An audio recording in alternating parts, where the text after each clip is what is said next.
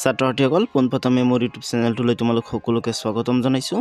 আজিৰ এইটো ভিডিঅ'ত আমি আলোচনা কৰিম ক্লাছ 6ৰ সমাজ বিজ্ঞানৰ পাঠ নং 23 কেন্দ্ৰীয় আৰু ৰাজ্যিক চৰকাৰ এই পাঠটিৰ অনুশীলনী প্ৰশ্নোত্তৰসমূহ। গতিকে তোমালোকে ভিডিঅ'টো শেষলৈকে চাই থাকিবা। ছাত্ৰসকল এইটো হৈছে তোমালোকৰ অনুশীলনী। 1 নম্বৰ দিছে উত্তৰ লিখা। ক কেন্দ্ৰীয় চৰকাৰৰ অংগ কেইটা আৰু কি কি? খ লোকসভা ৰাজ্যসভাৰ আন দুটা নাম কি? গ লোকসভা আৰু ৰাজ্যসভাৰ সদস্যৰ সংখ্যা কিমান? ঘ প্ৰধানমন্ত্ৰী আৰু মন্ত্ৰীসকলক কোনে নিয়োগ কৰে? অংগ কেন্দ্ৰীয় মন্ত্ৰীসকলৰ দপ্তৰসমূহ কোনে বিতৰণ কৰে? প্ৰথম চ ন্যায়পালিকাৰ কাম কি? দ্বিতীয় চ ৰাজ্য চৰকাৰৰ প্ৰধান ভাগ কেইটা আৰু কি কি? বৰ্গীয় জ বিধানমণ্ডললৈ নিৰ্বাচিত সদস্যজনক কি বুলি কোৱা হয়? জ ৰাজ্যৰ মুৰব্বীজন কোন? নিয় মুখ্যমন্ত্ৰী আৰু মন্ত্ৰীসকলক কোনে নিযুক্তি দিয়ে? প্ৰথম চ অসমৰ উচ্চ ন্যায়ালয় ক'ত অৱস্থিত? ছাত্ৰসকল এইকেইটা একেবাৰে ইজি কুৱেশ্যন। তো বলা ফটাফট প্ৰশ্নকেইটাৰ উত্তৰ আমি আলোচনা কৰোঁ। ছাত্ৰসকল তোমালোকৰ প্ৰথম প্ৰশ্নটো আছিল কেন্দ্ৰীয় চৰকাৰৰ অংগ কেইটা আৰু কি কি? তোমালোকে এইটো প্ৰশ্নৰ উত্তৰত লিখিবা কেন্দ্ৰীয় চৰকাৰৰ অংগ তিনিটা। সেইকেইটা হ'ল বিধানমণ্ডল, কাৰ্যপালিকা আৰু ন্যায়পালিকা। বিধানমণ্ডল, কাৰ্যপালিকা আৰু ন্যায়পালিকা এই তিনিটা ভাগত কেন্দ্ৰীয় চৰকাৰক ভাগ কৰা হৈছে। তো এতিয়া খত চোৱা। খত দিছে লোকসভা আৰু ৰাজ্যসভাৰ আন দুটা নাম কি? উত্তৰটোত লিখিবা লোকসভাৰ আন এখন নাম হ'ল নিম্ন সদন আৰু ৰাজ্যসভাৰ আন এখন নাম হ'ল উচ্চ সদন। লোকসভাক নিম্ন সদন বুলিও কোৱা হয় আৰু ৰাজ্যসভাক উচ্চ সদন বুলিও কোৱা হয়। এতিয়া ঘত চোৱা। ঘত দিছে লোকসভা আৰু ৰাজ্যসভাৰ সদস্যৰ সংখ্যা কিমান? উত্তৰটোত লিখিবা লোকসভাৰ মুঠ সদস্যৰ সংখ্যা 545 জন আৰু ৰাজ্যসভাৰ 250 জন। এতিয়া ঘত চোৱা। ঘত দিছে প্ৰধানমন্ত্ৰী আৰু মন্ত্ৰীসকলক কোনে নিয়োগ কৰে? উত্তৰটোত লিখিবা প্ৰধানমন্ত্ৰী আৰু মন্ত্ৰীসকলক ৰাষ্ট্ৰপতিয়ে নিয়োগ কৰে। তাৰপিছত অংগ নম্বৰত চোৱা। অংগ নম্বৰত দিছে কেন্দ্ৰীয় মন্ত্ৰীসকলৰ দপ্তৰসমূহ কোনে বিতৰণ কৰে?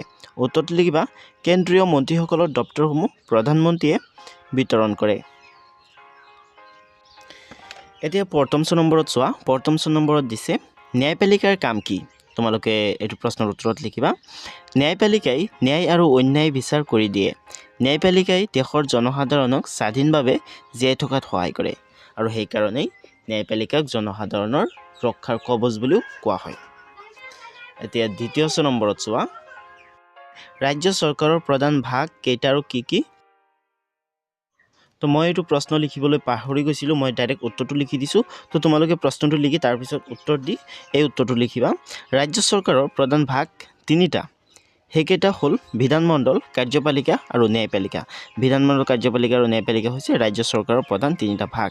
কেন্দ্ৰীয় চৰকাৰৰ দৰে ৰাজ্য চৰকাৰৰ প্ৰধান তিনিটা ভাগ থাকে আৰু এই ভাগ তিনিটাই মিলাই ৰাজ্য শাসন কাৰ্য পৰিচালনা কৰে। এতিয়া বৰ্গীয় নম্বৰত চোৱা।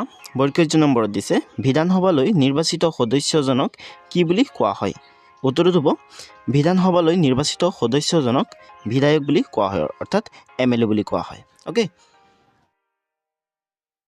জ নম্বৰত চোৱা। জ নম্বৰত দিছে ৰাজ্যৰ মুৰব্বীজন কোন? উত্তৰটোত লিখিবা ৰাজ্যৰ মুৰব্বীজন হ'ল ৰাজ্যপাল। ইয়াত তোমালোকে চোৱা মুৰব্বীজন তাৰপিছত হ'ল, এই হ'ল অৰ্থটো শব্দটো তোমালোকে অলপ আঁতৰত লিখিবা। ইয়াত লাগি গৈছে, লগাই নিদিবা। এতিয়া নিয়ত চোৱা। নিয়ত দিছে মুখ্যমন্ত্ৰী আৰু মন্ত্ৰীসকলক কোনে নিযুক্তি দিয়ে? উত্তৰটোত লিখিবা মুখ্যমন্ত্ৰী আৰু মন্ত্ৰীসকলক ৰাজ্যপালে নিযুক্তি দিয়ে। যেনেকৈ প্ৰধানমন্ত্ৰী আৰু মন্ত্ৰীসকলক ৰাষ্ট্ৰৰ মুৰব্বী ৰাষ্ট্ৰপতিয়ে নিযুক্তি দিয়ে, ঠিক তেনেদৰে মুখ্যমন্ত্ৰী আৰু মন্ত্ৰীসকলক ৰাজ্যৰ মুৰব্বী ৰাজ্যপালে নিযুক্তি দিয়ে। প্ৰথম নম্বৰত দিছে অসমৰ উচ্চ ন্যায়ালয় ক'ত অৱস্থিত? এইটো প্ৰশ্নৰ উত্তৰত লিখিবা অসমৰ উচ্চ ন্যায়ালয় গুৱাহাটীত অৱস্থিত। এতিয়া 2 নম্বৰত চোৱা। 2 নম্বৰত দিছে খালী ঠাই পূৰ কৰা। এই খালী ঠাইকেইটা উপযুক্ত শব্দ বহুৱাই পূৰ কৰিবলৈ দিছে। তো ক'ত দিছে বিধানমণ্ডলে দেশ প্ৰস্তুত কৰে। খ কাৰ্যপালিকাই আইনসমূহ দেশ কৰে। গ ন্যায়পালিকাই দেশ বিচাৰ কৰে। ঘ বিধানসভাৰ কাৰ্যকাল 10 বছৰ। অংগ ৰাজ্যপালেই ৰাজ্যৰ দেশ। ছাত্ৰসকল মই 2 নম্বৰৰ খালী ঠাইকেইটা বহীত লিখি থৈছিলোঁ। তোমালোকে বহীত এইদৰে লিখিবা। প্ৰথমটো আছিল বিধানমণ্ডলে দেশ প্ৰস্তুত কৰে। উত্তৰটো হ'ব বিধানমণ্ডলে আইন প্ৰস্তুত কৰে। বিধানমণ্ডলে কি কৰে? আইন প্ৰস্তুত কৰে, অৰ্থাৎ আইন বনায়। অ'কে। তো এই আইন শব্দটো বহুৱাই কি কৰিছা? খালী ঠাইটো পূৰ কৰিছা, গতিকে আইনটো আণ্ডাৰলাইন কৰিবা। অ'কে। and আইন শব্দটোৰ তলত অৰ্থাৎ যিটো শব্দ বহুৱাই সেন্টেন্সটো কমপ্লিট কৰিবা বাক্যটো সম্পূৰ্ণ কৰিবা সেইটো শব্দৰ তলত এটা আজ দি দিবা খ কাৰ্যপালিকাই আইনসমূহ দেশ কৰে উত্তৰ কাৰ্যপালিকাই আইনসমূহ কাৰ্যকৰী কৰে বিধানমণ্ডলে কি কৰে আইন প্ৰস্তুত কৰে আৰু সেই আইনটো কি কৰে কাৰ্যপালিকাই সেই আইনসমূহ কাৰ্যকৰী কৰে তাৰপিছত গদ দিছে ন্যায়পালিকাই দেশ বিচাৰ কৰে উত্তৰটোত লিখিবা ন্যায়পালিকাই ন্যায় আৰু অন্যায় বিচাৰ কৰে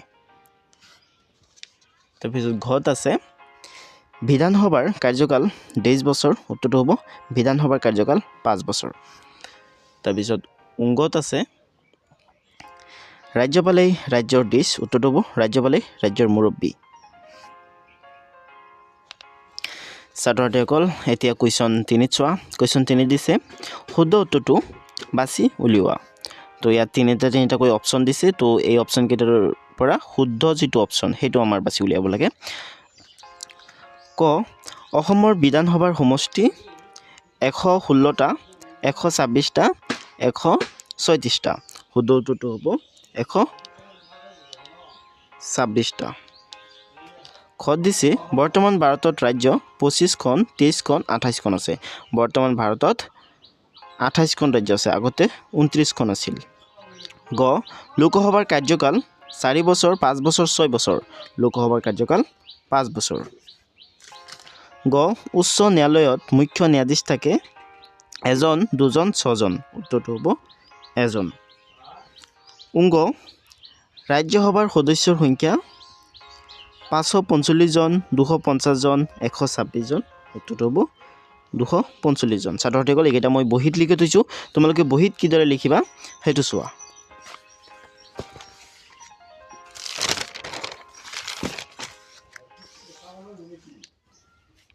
ছাত্ৰসকল তোমালোকে বহিত এইকেইটা এইদৰে লিখিবা তো প্ৰথমটো আছিল অসমৰ বিধানসভাৰ সমষ্টি 116টা 126টা 136টা উত্তৰটো হ'ব অসমৰ বিধানসভাৰ সমষ্টি 126টা খত আছিল বৰ্তমান ভাৰতত ৰাজ্য 25খন 23খন 28খন উত্তৰটো হ'ব বৰ্তমান ভাৰতত ৰাজ্য 28খন আছে তাৰপিছত গদ দিছে লোকসভাৰ কাৰ্যকাল 4 বছৰ 5 বছৰ 6 বছৰ উত্তৰটো হ'ব লোকসভাৰ কাৰ্যকাল 5 বছৰ